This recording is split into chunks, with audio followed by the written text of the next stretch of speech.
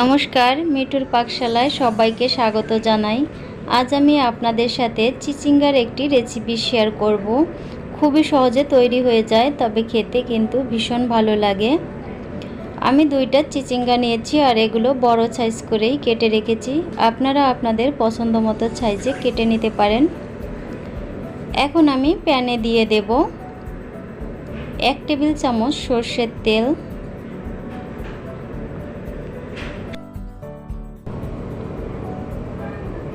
এখন এর মধ্যে ফোড়নের জন্য দিয়ে দিলাম সামান্য পরিমাণে গোটা কালো জিরে, আর দিয়ে দেব একটা তেজপাতা মাঝখান থেকে চিড়ে নিয়েছি, আর একটা শুকনো মরিচ। এরপর একটু সময় ভেজে নেব। ভাজা হয়ে গেছে।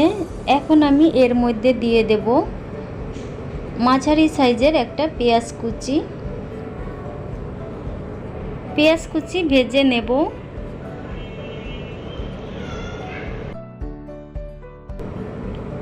এরকম ভাজা হলে এর মধ্যে দিয়ে দেব 1 টেবিল চামচ টমেটো বাটা।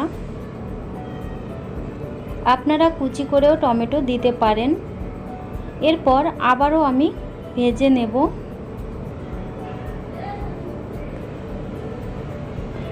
আমার চ্যানেলে নতুন হয়ে থাকলে প্লিজ সাবস্ক্রাইব করার অনুরোধ রইল, আর পাশে থাকার বেল আইকন প্রেস করে অলে প্রেস করবেন, যাতে পরবর্তী ভিডিওর নোটিফিকেশন পেতে পারেন।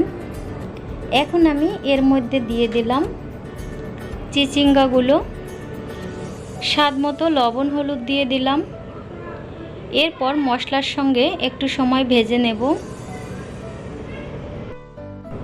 এই রান্নাটায় চিচিঙ্গাগুলো আপনারা আগে থেকেও ভেজে নিতে পারেন। আমি আর সেভাবে ভেজে নিলাম না, একসঙ্গেই দিয়ে দিলাম। এখন এতে আদা বাটা দিয়ে দিলাম 1 চা চামচ,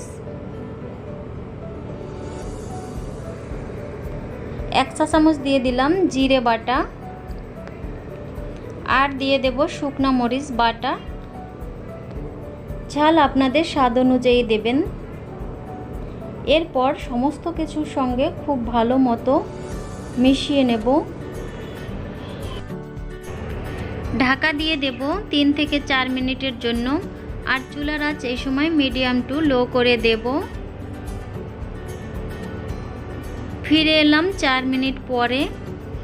আমি মাঝে একবার নেড়ে চেড়ে দিয়েছিলাম, যাতে নিচ থেকে পুড়ে না যায়।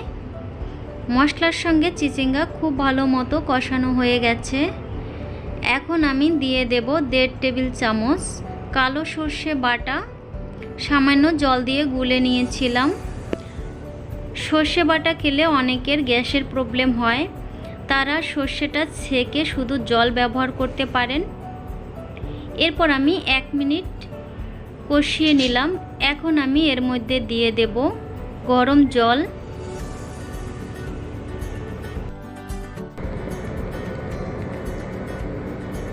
এরপর আমি 6 থেকে 7 মিনিটের জন্য ঢাকা দিয়ে রান্না করব, আর চুলার আঁচ এই সময় মিডিয়াম টু লোতে রাখবো, তা না হলে জল শুকিয়ে যাবে।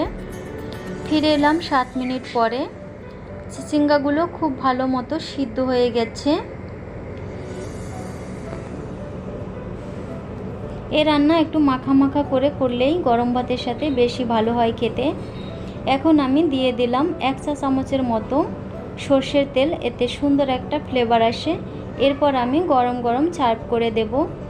রেসিপিটি যদি আপনাদের কাছে ভালো লেগে থাকে, প্লিজ লাইক, কমেন্ট ও শেয়ার করে পাশে থাকবেন।